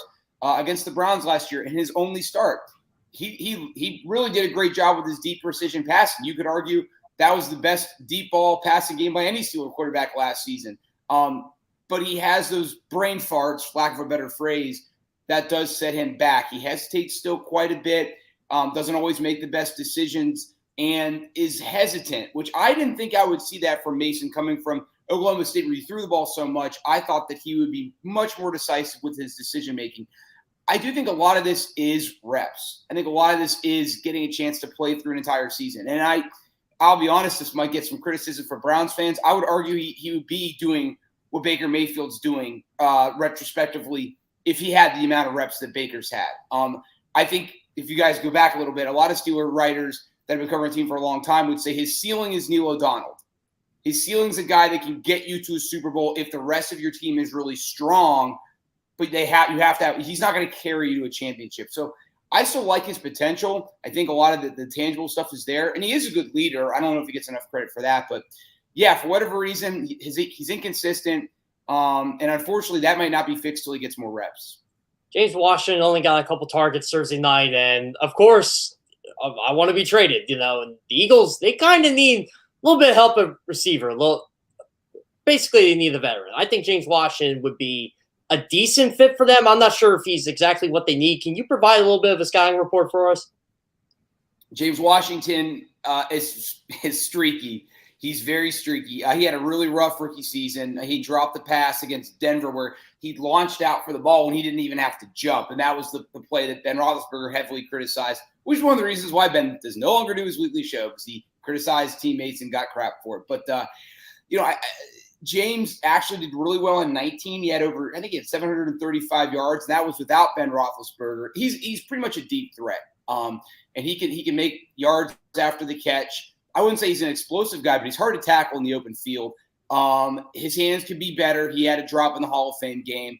And not necessarily a speed demon, but he's small. He kind of has a Jalen Reagor kind of body, or Greg Ward, to kind of give you an example of Philadelphia guys you've had. So, again, I think for him, it's been a lack of opportunity. I think he did better with more game reps. He hasn't had many game reps. That's not necessarily a fault of his, because they have Juju, Claypool, Deontay Johnson, all those guys. Now, I don't think the Steelers are going to trade him, but if they would, they'd have to see something in these preseason games from their other young receivers, specifically Isaiah McCoy, Anthony Johnson, or a guy that had a big punt return in the Hall of Fame game, Matthew Sexton. So if you're an Eagles fan, you actually might need to be cheering for a fourth or fifth string Steeler receiver tomorrow night, and then that might lead to maybe a trade, because the Eagles wouldn't be a terrible trade partner, as the Steelers don't play them very much. They're in the NFC. So he's a good player, unfortunately inconsistent, and hasn't had a lot of reps in Pittsburgh. Bryan, you mentioned Minka Fitzpatrick, who I thought was a stone-cold difference maker last year for the Steelers. Tremendous trade that they made the year prior to be able to pick him up and add to that defense. He's just a playmaker down in and down out. On most teams in the NFL, he'd be their best defensive player. That's not the case with the Steelers, because they've got TJ Watt. And we know he's not playing. He didn't play in the preseason game last week. Don't expect him to play this week. Working on a contract extension and negotiation with the Steelers. They going to get this done before opening week of the regular season? That's the hope. And I mean, TJ actually is not taking part in team drills. And this is the funny thing with the sports media. I actually don't care, and I think it's a great thing TJ isn't participating, because Melvin Ingram has done great with the Steelers' first-team defense. So, and all the word from camp is that he looks like the Melvin Ingram that was a 3 consecutive Pro Bowler with the Chargers. So I like that Tomlin is allowing him to do this, but then there's some media members that are saying, no, he needs to be making TJ Watt out there and practicing and blah, blah, blah. So I think TJ's kind of making it a point that this needs to get done, because he's not taking part in team practices, and there's some whispers he might sit out and pull a Le'Veon Bell, and he'll play, but maybe the 2017 Le'Veon, or he doesn't show up until week 1, which again wouldn't be an issue. But as you guys know, the Steelers do not conduct business once the ball's kicked off week 1. I do think they're going to get it done. They have to get it done. The issue is he looking for money that's going to make him the highest paid edge rusher, or is he going to want maybe a less long-term deal but more guaranteed up front? The Steelers are starting to wake up to that. I think that was one of the issues with Le'Veon. They gave him all the money in the world for 5 years, but they didn't give him a lot of guaranteed money, relatively speaking. It's a lot of money for any of us, but so I think that I think that the Steelers are wising up to that, and they also have Joe Hayden wants an extension as well, and they've got Minka next year. So to get those done, they have to get this done first, and I think they will. Now, the Steelers' offensive line, they kind of revamped it this offseason. A couple guys are gone. They brought in a couple guys, and the Eagles' defensive front has been excellent throughout camp. And we know how good the Eagles' offensive line is on paper. So what is Pittsburgh going to provide the Eagles on Thursday? Well, the Steelers are going to get a shot. I don't know if he's going to play, but Javon Hargrave, the old grave digger. And that was a heartbreaker for the Steelers because a good player for the Steelers, a little bit of a late bloomer. And then they couldn't afford him, and the Eagles went. And almost like a guy graduates, you applaud him and you move on. So, so I'm excited to see the grave digger, is that we used to call him that here. But yeah, the offensive line in Pittsburgh they've had a really bad week. And again, they looked good in the Hall of Fame game. They had one blow up blocking assignment that led to Najee's negative run. But in general, I think one of the most disappointing guys has been Kevin Dotson, who was a rookie last year. He started with some injuries at left guard. There were some rumors he didn't come into camp in the best condition, and that's played itself out. So they're really disappointed with him. And they had Joe Haeg, the former Buccaneer, who they got this offseason. He actually started during the Hall of Fame game and looked okay. But one of the positive spins has been Kendrick Green, the third-round pick out of Illinois, who wears 53. So Eagle fans, Marquise Pouncey did not come out of retirement. Kendrick Green wears number 53 as well. And I think he will be the Steelers starting center week 1. He started the Hall of Fame game. I think he's going to start again on Thursday night. And the Steelers have really been raving about him. He'll be, I think, the face of the new wave of the Steelers offensive line. The big MO for the Steelers this whole time has been we have to be more physical in the offensive line. That might be able to overshadow maybe some lack of talent there that might not be there anymore. So, but if we're physical and we have an emphasis on running the ball, that might be what does ultimately end up helping us. But I think, one of the linemen that has the biggest question mark on him is going to be Okorafor, who was I think he was drafted just about the time Mason was in the third round in 18. He's replacing Villanueva's left tackle. Villanueva started, I think, 93 straight games for the Steelers, the longest streak. So now you have a new left tackle. So a lot of questions there. There's been some injuries and obviously the disappointment with Dotson. But one other guy I wanted to mention, Dan Moore, another rookie who might get a chance to start too if things don't pan out for the Steelers. Their projected starting lineup on the line. Now, one last Steeler question for you, Bryan. Then I want to get a couple other divisional questions in as well. Ben didn't play last week. You're telling me he's not going to play this week. He may not play at any point during the preseason, but he's going to be their starting quarterback game 1. He had a mixed bag of tricks last year. Again, as you pointed out, Steelers like to point to one-loss record. And Ben had a really good one-loss record. It depends on where you take it to. You just say the last quarter of the season, all of a sudden, the one-loss record doesn't look so good. And a playoff loss on top of it. Watching him play down in and down out, he was effective, but he just didn't get the ball down the field the way that Ben Roethlisberger did. And there were explanations for that last year. Did you buy them? Have you seen improvement in practice? How is Ben throwing the football, and what should you expect week number 1 with the Steelers? He looks really good now. He does look really good now. His arm strength is back. I mean, the Steelers defensive coordinator has been quoted to say, like, that's big. Big Ben's here. Like, we're not getting glimpses of Big Ben. Like, he's Big Ben the entire practice. When he does practice, like Watt, he's been getting some veteran days off. But when he's practiced, he's looked really good. And even Ben has said, last year in the offseason, once the arm got good enough to throw, then all of a sudden the rehab started. And he was throwing, he said, hundreds of balls a day. And then he said maybe that wore his arm out the last quarter of the season, and then that led to the 1-5 record their last 6. He said this offseason he had months where he didn't throw at all. He just let that baby totally heal, totally recover. He said this is his first normal offseason in 2 years. So now he thinks that strength in his arm is back. As you alluded to, his deep ball was not very good last year. Not very good at all. And if it wasn't for a few that he did hit against the Colts, they would have made it as a wild card team instead of division champions last year. They would have lost 5 in a row going into the playoffs. So it's back. The question is how long is that going to last? And his accuracy is still there. He completed, I think, 65-66% of his throws last year. So the accuracy is still there. And he's done a good job learning Matt Canada's offense. I don't think it's going to be a lot different than last year. I think everybody's saying that it's going to be a total difference now that they've changed offensive coordinators. I think it's going to be more balanced. You're still going to see the jet sweeps, the shovel passes, the bubble screens, stuff that Brandy Finkner did last year.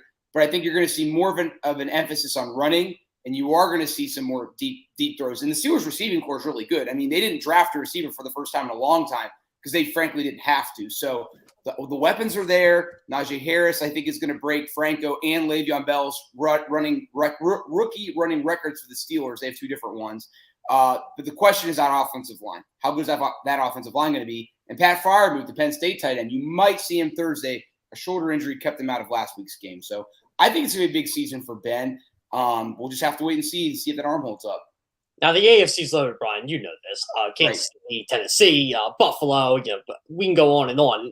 Pittsburgh never seems to be mentioned that, even though they're always virtually pretty much a lock for the playoffs every year. Where do you see them fitting in this puzzle? I see them finishing third of the division and getting a wild card spot. I think with that, 7 playoff spots now, it's the opposite of baseball. Almost everybody's getting in now in football. Not quite, but a little less than 50% of the league. So I see the Steelers 10-7 and getting in as a 6 or 7 seed. And honestly, I know that might be a little high for some people. That might be a little low for some people. But I just think that their record or their schedule at the back end is really hard. They have an early bye, which I think is good. I just think that the Browns now we don't know. I mean, the Browns 2 years ago had all those expectations and they were awful. Last year they didn't have as many expectations and they made it to the second round. So, and Baker Mayfield, I still think is the weakest quarterback in that division. I think for what they're having him do within that system, he's doing a really good job. But I don't think he's not a Hall of Fame quarterback. He's a tier or 2 below. And he could hold them back potentially. Odell Beckham Jr. is back, which honestly wasn't a good thing for the Browns historically the last couple of years. Baker's better without him. So there's some questions there, but the running game is really strong. It's one of the best in the league, if not the best, the Browns. Offensive line is really good. The interior of that defense, there's some questions. But overall, that defense is good, maybe the second or third best in the division. But that might hold the Browns back a little bit. But I think it's between the Browns and the Ravens for who's going to win. If either of those teams struggle or there's injuries, the Steelers could sneak in and win it. Lamar Jackson's a phenomenal player. He's getting better every year. I think they're going to take more pressure off him. They're going to give the ball to J.K. Dobbins a little bit more this season, I would think. Again, the big question in Baltimore is the receiving core. Is it strong enough? Bateman, their first-round guy, had an injury yesterday. I don't think it's a serious injury, but still, we don't know how much they've put. They wanted Juju Smith-Schuster. They weren't able to get him. Similar to Philadelphia, there's questions there at receiver. I think Cincinnati's going to be a lot better. Ready to compete for that division, I'm not sure. But I think the Bengals are going to play a role in who does win the division based on how many of these matchups they can win with NFC or AFC North foes. Joe Burrow led the league in passing before he got hurt, and they've added more receivers to his disposal. They've added some help on offensive line. So I think the Bengals could be a 6-win outfit this year, and that's going to affect, obviously, what else happens in the AFC North. Thanks for your stance on the AFC North, because it makes my question very much on point. The bottom line is the Steelers won the division last year, right? Regular season champions. Right. So can Mike Tomlin use the underdog role? Hey, did you hear what Jeff Deardo said? He picked us for 3rd place. Can he play the underdog card after a year that he won the division? All right, he got picked off in the playoffs by one of those divisional opponents, but he did win the division. Is he that kind of coach? Will he play the we're not getting enough respect card to get this team ready for the season? I think that's more of that was definitely Bill Cowher's card. He played that whenever he could. I don't honestly know how much Tomlin does that. His whole thing is the standard is the standard. So I think some of the Steelers leaders will. Ben will. Cameron Hayward will. Some of those. There's not many left now. Those are probably some of the only veterans I can think of, honestly. They had so many guys leave, Pouncey, Vince Williams, all those guys. But I think that Cam Hayward thrives off of that. TJ Watt does. So I think the Steelers leaders will say, hey, no one thinks we can do this anymore. So let's go out and shock the world. But I think for Mike Tomlin, it's going to be, hey, the standard is still the standard. And I think that that is going to be the MO. And I think, honestly, guys, and I know you guys know this with the Eagles 4 years ago, all you have to do is make the tournament, right? With the NFL now, with the way the salary caps are, the margin between the first seeded team and the 7th seeded team now is so razor thin. It might just be the play and quarterback is different. Mahomes just might get you that number 1 or number 2 seed. So, I think for Steeler fans or Eagle fans or whoever fans you are of, just make the playoffs. And you don't know what's going to happen. We've seen wild cards win. We've seen teams with backup quarterbacks win. If your defense gets hot or your quarterback gets hot, you never know. So I think that would be my focus for any fan of any team. Just get one of those number 7 playoff spots and then roll the dice and see where you end up. So I think for, again, if you're a Steeler fan, I think that needs to be your focus. Just try to make the playoffs. Don't care how, and we'll see what happens once we get there. Outsider's opinion, what are your thoughts on Jalen Hurts?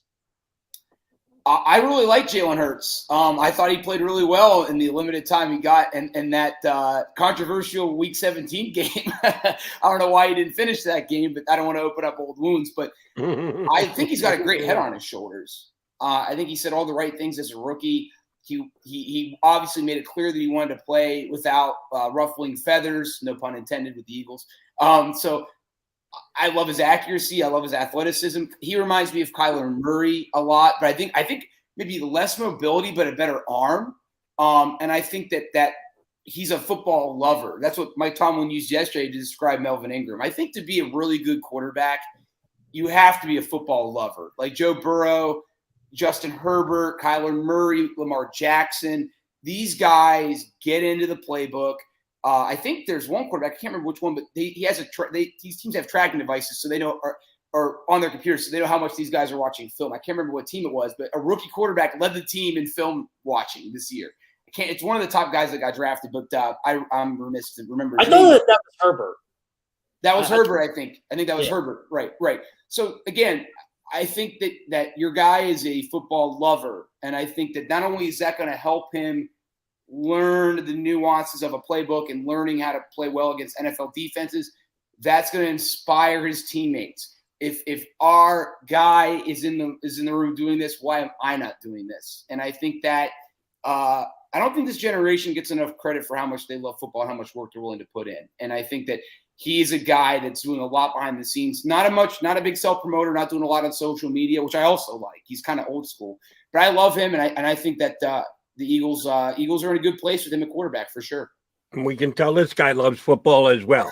Bryan, great stuff. Thanks for coming on. We appreciate the neutral hat for not showing your NFC, AFC North colors. Thanks for a couple of minutes of insight here with us. We'll get you on again down the road. I would love to, guys. Thanks for having me on. Have a great rest of your day. Our pleasure. That is Bryan Deardo from CBS Sports giving us some good Steeler insight. Wish the Eagles were playing the Steelers during the regular season as well. But good insight to the upcoming preseason game. All right, Jody Mack, I'm not coming back. I'm going to pass it off. Our boss and buddy Joe Krause is going to take you home today. Usually it's JM and JM, McDonald and McMullen. Oh, it's going to be JK and JK. Jeff Carr and Joe Krause going to get you to the finish line.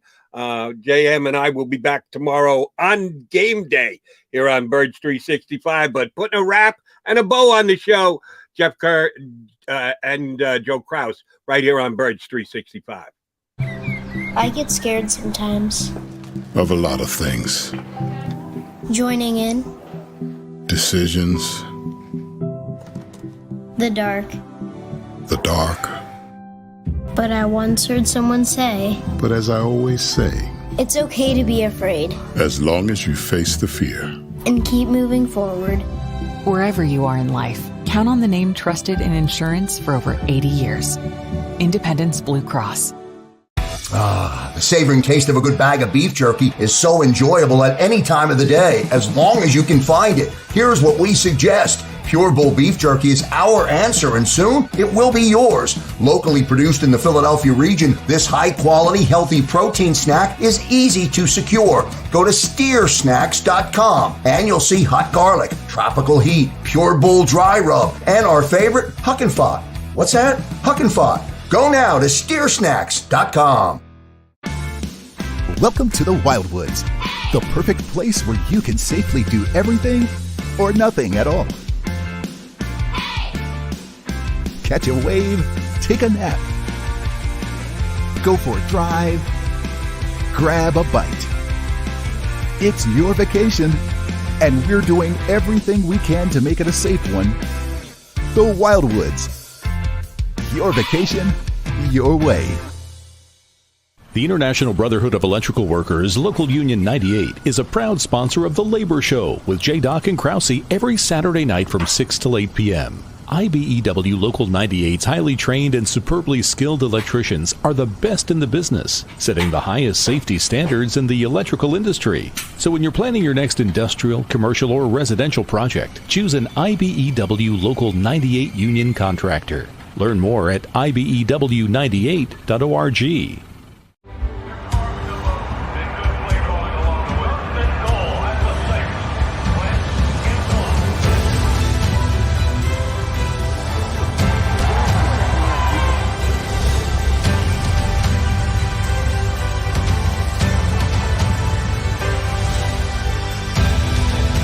Field of life, First Trust Bank is there for you. Champions on three. 1, 2, 3. Because Philadelphia dreams deserve a Philadelphia bank. This is a key. It's a family tree. It's a pair of wings. It's a secret handshake. And a ticket to anywhere in the world. It's more than a uniform. It's the door to a world most people only dream of. There's Strong, and then there's Army Strong. Try it on at GoArmy.com.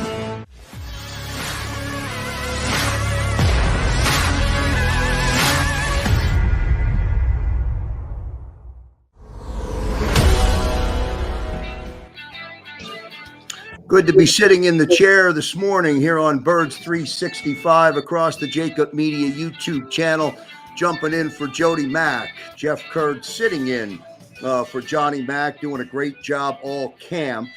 And that role will continue for JK. Glad to be here on a Wednesday night. Preseason football, of course, tomorrow. Good dialogue in the last half hour, Jeff, about the game tomorrow night. Two quick programming alerts or reminders for everybody watching on the JAKIB Media YouTube channel. Don't forget, starting with the opening game on the 12th of September, thrilled to say that the live post-game show with Derek Gunn, Mark Farzetta, Devin Caney, John McMullen, and Lane Johnson will be live right here on the JAKIB Media YouTube channel immediately following the end of the football game. We'll have reaction from the stadium, reaction from the press conference, and all kinds of good stuff on the new live post-game show, Jeff Kerr. Hold on to your seat in some way, shape, or form. You may be part of that show. We don't know yet, but it's building, it's evolving, and we'll have our first test run offline tomorrow night, but looking forward to that on the 12th of September. Yeah, I'll tell you what, JK, it's going to be hard to keep up with that cast of characters. I'll say that. I mean, you got Gunn, you got Mark. We know what McMullen brings. Lane Johnson's a riot every time I've interviewed him. And Devin's Devin. So that's going to be a fun show. I'll definitely be tuning in. Jeff, your work when you're not sitting in the chair for CBS Sports, I love the work that you do for CBS Sports. Your reads are always very defined. They're 4 or 5 minute reads. They get to the crux of your point, which I enjoy. I thought it would be fun to spend the last segment here on what I think may be your most recent Philadelphia Eagle article. And if you talked about it at length, I apologize for the repetition. I'm sure we'll have a different spin in our dialogue. Eagles bold predictions. You made three big bold predictions. Set the table for us, and then we'll go through those predictions one at a time. So the first one I did, and I mentioned this to Jody Mack yesterday. We didn't go about today, but Devonta Smith is going to have a 1,000-yard season for this team this year. I truly believe that. I'll go a little bit deeper into that. The second one I had was Jalen Hurts is going to get 30 combined touchdowns this year. So, yes, Eagles fans, they're not getting Deshaun Watson. Jalen Hurts is going to be the quarterback. So that was one of my – and I said this could completely blow up in my face if anything happens within the next month or so.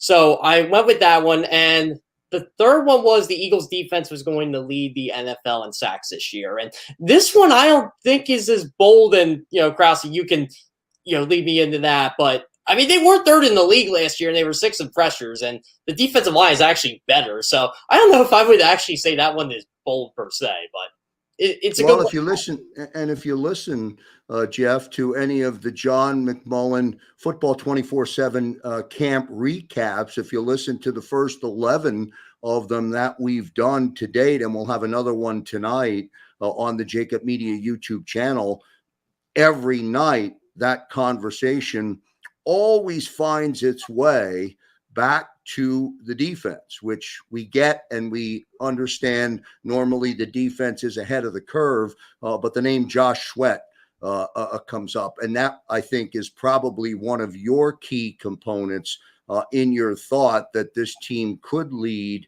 the league in sacks. And of course, I love the addition of Ryan Kerrigan. I love that signing. He was a player that I enjoyed watching, even though he played for the Washington football team. And I'm glad he is here in Philadelphia.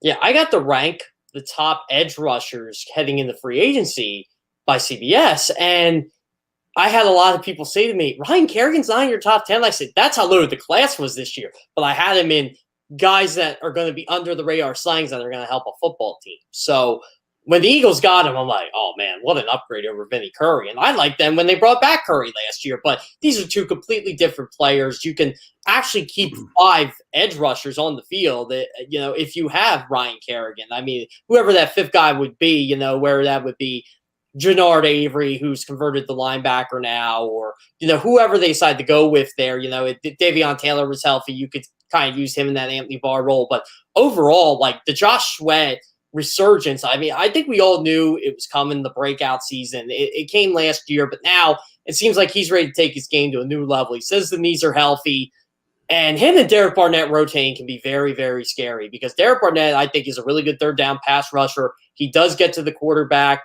Josh Sweat is better than him at this point, but that is not a knock on Derek Barnett at all. That is a luxury to have. And quite honestly, Krause, I think I would bring both of them back. I'd sign Sweat, I'd sign Barnett, and I keep Graham for as long as he can play. And you have a future there at the edge rusher position with both of them. So that's one thing I like. But those three together are scary with Kerrigan. Then you got Javon Hargrave, who Brian Deardo mentioned earlier. His nickname in Pittsburgh was the Grave Digger. And we got to see a little bit of that toward the end of last year. I think he's going to be big.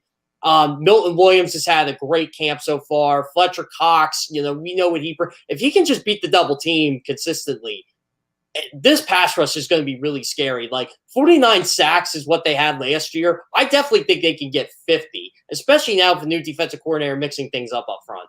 Let's talk about the new defensive coordinator, Jonathan Gannon. When you're the new head coach or the new offensive coordinator, the new defensive coordinator, the entire staff is essentially a new staff. What challenges does Jonathan Gannon face? Because, again, if you take the body of work so far since camp began, the challenges appear to be more exacerbated on the offensive side of the football. So for Jonathan Gannon, he may not be asking a lot of questions about issues or concerns, but he's still going to have challenges. What are they?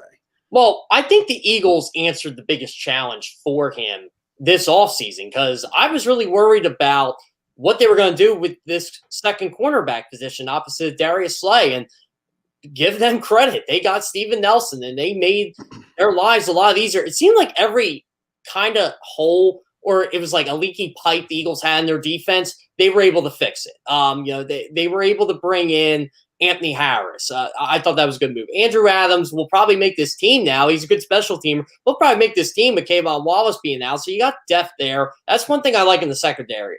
All of a sudden you have depth because you got Steven Nelson at cornerback, which allows Zach McPherson to be that boundary cornerback. They can have him learn kind of like a Leo Shepard, Sheldon Brown type. I've mentioned that before.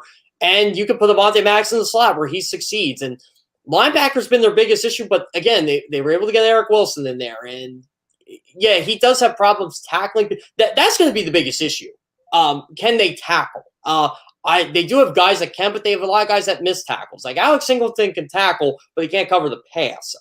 Eric Wilson can tackle to an extent, but he has a lot of missed tackles. But he does find his way to the football. So I got to give him credit for that. Davion Taylor was a good surprise at camp. They still have TJ Edwards in there. Jannard Avery's the linebacker now. So they got a little bit of depth there. And obviously, you talk about the defensive line. I think their biggest holes are going to be, how are they going to do against a top-flight offense? Because they're going to face tons of them early on in the season. And I don't think we can judge this defensive coordinator based on, oh, okay, they gave up 27 points to the Cowboys, or they gave up 31 points to the Kansas City Chiefs. Well, no, everybody does that. It's going to be how they're going to look toward the end of the year. But I'll tell you what, if this defense can hold their own early on in the season, this team may be a playoff team. If they can find a way to go 2-4 these first 6 games, or 3-3, and their defense plays well, I'm really, really liking their chances of making the playoffs. Let's continue our conversation with Jeff Kerr. Remember to follow him on Twitter at Jeff Kerr CBS, sitting in for Johnny Mack. Be right back in the chair tomorrow on game day. Preseason football kicks off, Eagles and Steelers. It'll be a hot day or a hot night tomorrow at the link from a temperature standpoint. Let's cover your 2 other bold predictions. You know, Jeff, we had a lot of fun on the JAKIB Media YouTube channel when we did the schedule release. We gave away a lot of Devontae Smith jerseys, a lot of good buzz, a lot of hype, of course, around Devontae Smith. He's leading your bold predictions, your one big bold prediction. Tell us what that is, and then let's drill down on it a little bit and understand where you're coming from with it. So no Eagles rookie receivers ever had 1,000 yards in a season. If there's anybody that can do it in a 17-game season, it's Devonta Smith. It's going to be like Deshaun Jackson in 2008. He's going to play right away, and he's going to make plays, and he's going to be the focal point of an offense that, quite frankly, needs him to be. Like, I don't know what you're going to get out of Jalen Reagor. I don't know what you're going to get out of Travis Fulgham. I do know what the Eagles are going to get out of Zach Ertz. I think he's going to have a bounce-back year, but Jalen Hurts already has the chemistry with this guy. They know each other well, and Devonta Smith catches everything. He can run routes well. He can catch everything. He's as most polished as a prospect the Eagles have had at the wide receiver position in years. You know, there's always a flaw when they draft a receiver high. You know, they can't do this. They can't do that. What's the knock on Devonta Smith? He's skinny. So what? There are a lot of skinny receivers in the NFL. The guy is built to play football, and he's played in the best conference in the country, the SEC, and he was a stud on the best football team in the country. And, you know, he's playing up against NFL defensive backs in the SEC, future NFL defensive backs, and he's putting up these numbers. And the guy was just insanely good last year. When I ranked the wide receivers, I would have went with him over Jamar Chase. I know Jamar Chase is really, really good, but he also sat out a year. So that concerned me a bit. I get why Cincinnati drafted Jamar Chase because of Joe Burrow and all that, but I thought he was better than Jalen Waddle. Jalen Waddle is a deep threat, but he's got holes in his game, and I think Waddle will be good in Miami. But overall, Devonta Smith is going to be an absolute stud in this league, and I don't think it's going to take long for him to figure it out. And to get 1,000 receiving yards, you need to average 58.8 yards per game. I think he can do that. Let me ask you a little bit about the reference to chemistry with Jalen Hurts. You know, if you go back to his time at Alabama, Jalen had already moved on for his final season to Oklahoma. In that same season with Mac Jones under center, Devontae Smith had his biggest year receiving the football at Alabama. Why do you think, Jeff, curious, why you think that Jalen and Devontae have chemistry to the extent of enough chemistry to average that kind of yardage on a weekly basis? So I go back to what I kind of talked to Devonta Smith about this prior to the draft. And I just brought up Jalen Hurts in conversation because, Philly area guy. And, I knew he was going to be the quarterback. And I told him I followed Devonta Smith for a long time. I'm big into college football recruiting, and Devonta Smith was 5-star across the board. And when Jalen Hurts was in his first year as a starting quarterback, there was a guy he went to on 3rd and 4th downs a lot. And he had Henry Ruggs. He had Jalen Watt. He had just receivers across, everywhere. And he went to this kid, Devonta Smith, in his own class, a freshman. And they won a game against South Carolina on a 4th down pass because he went to Devonta Smith, even though he had tons of weapons all over the place. Jerry Jeudy was another one. He never went to him. And Jerry Jeudy was probably the best one out of the bunch, not named Devonta Smith. And he would go to Devonta. And I remember Devonta said, man, I would love the opportunity to play with him again. You know, I think we can do some damage. And I'm like, all right, there's the quote. So, you know, I just think these two, they just see eye to eye. They've known each other. They've caught balls together. They work out together. I just think it's one of those things where if Jalen Hurts is struggling to throw the football, he's going to know who to go to bail him out of it, and that's going to be Devonta Smith. So I think you're going to see a target volume go up. I honestly think the Eagles should give this guy the football, at least try to at least 10 times a game, you know, whether he's covered or not. I just think he's the guy that can make that impact, and it's a shame they don't have somebody else to help him out, and maybe Jalen Reagor becomes that guy. Maybe Travis Fulgham is consistent. Maybe it'll be Wes Watkins. Who knows? But maybe they'll bring in a veteran, but again, I just think this is going to be a guy that the Eagles are really going to rely on, and Nick Sirianni is going to do whatever he can to win a football game because that's his job, and I think Devonta Smith will give him the best opportunity to win football games, get this passing game going, and I'll tell you what, Eagles fans, buckle up. He's going to be a really fun watch. We'll cover your last bold prediction. Just I mentioned on the lead into the Devonta Smith conversation, we had a lot of fun giving away Devonta Smith jerseys. Just a alert for all of our subscribers on the JAKIB Media YouTube channel. And if you're not a subscriber, subscribe now. Our first big giveaway of the 2021 season is season tickets for the Eagles.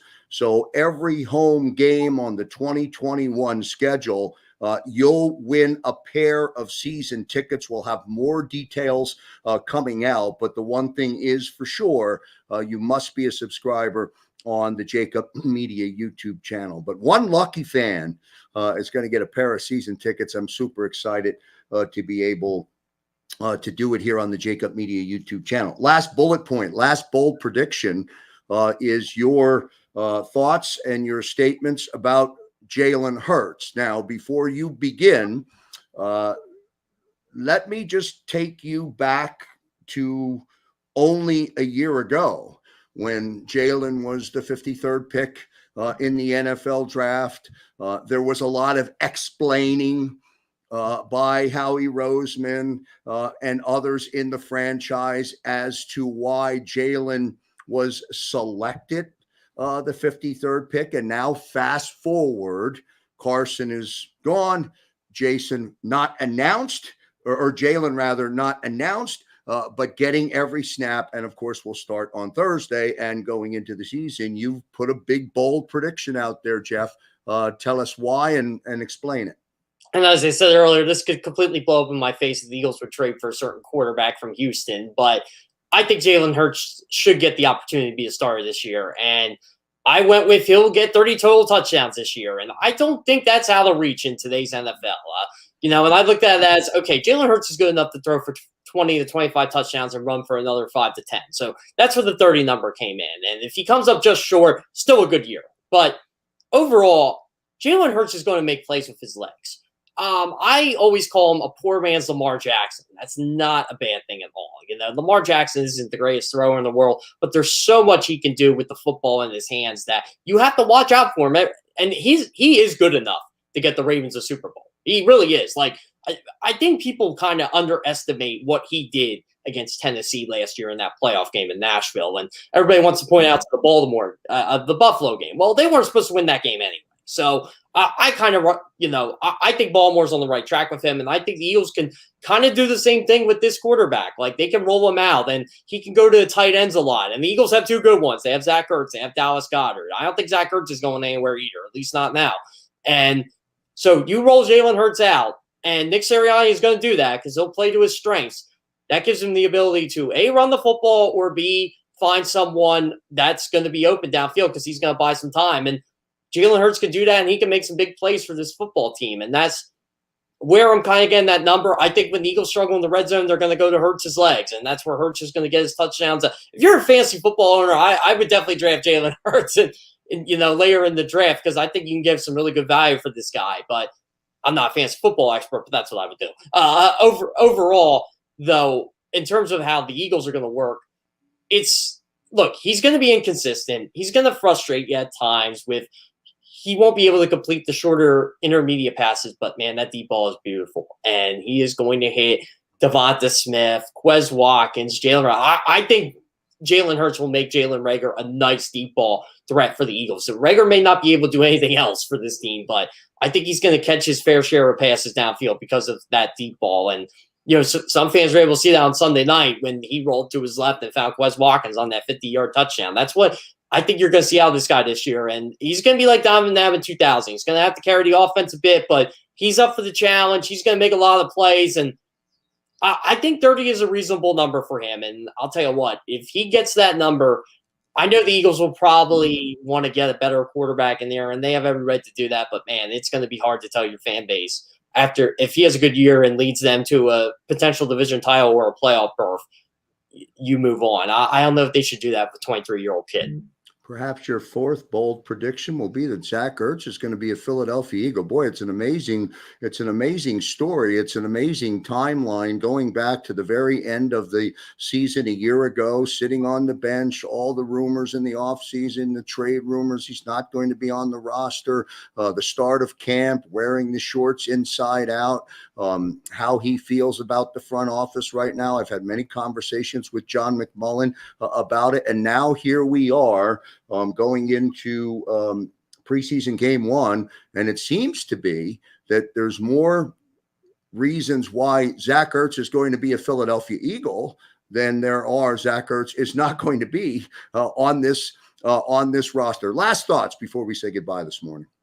Yeah, I'll tell you what about Zach Ertz. And when I would point out a lot of tight end stats in the offseason, I'm a big stat guy, and I would put out only Zach Ertz and Travis Kelce. They're the only two tight ends with 300 catches, 300 yards, and 3,000 yards and 20 touchdowns over the last 4 years. And Zach Ertz retweeted him. He retweeted a lot of stuff. And, we don't follow each other, but he retweets the stuff. So, again, I think he wants people to know, hey, look, I'm still Zach Ertz. I'm still good. I've talked to him a couple times, not that much this offseason. But overall, I don't think he necessarily wants to be with the Eagles, but he's getting paid a lot of money to be with the Eagles, and he's a good guy. He'll play for this organization. He'll play for this fan base just because he's a football guy. He's a football player. And you know what? Some people sometimes just don't like their employers, but they'll work their butt off for them. And, I think Zach Ertz is one of those guys, and he's got a lot left on the table, and I think he wants to show it this year, and he wants to get a big contract in free agency, and I think that's how he's approaching this season. Great stuff from Jeff Kerr of CBS Sports, sitting in all training camp for John McMullen, doing a great job with Jody Mack. That's going to do it for this edition of Birds 365 here on the JAKIB Media YouTube channel. Coming up, 11 o'clock, The Middle. Get caught in the middle with Eitan Shander, Harry Mays, and Barrett Brooks. And then, of course, at 4 p.m. every Monday through Friday, the National Football Show with Dan Cilio. And then right back here tonight, Football 24/7 with John McMullen.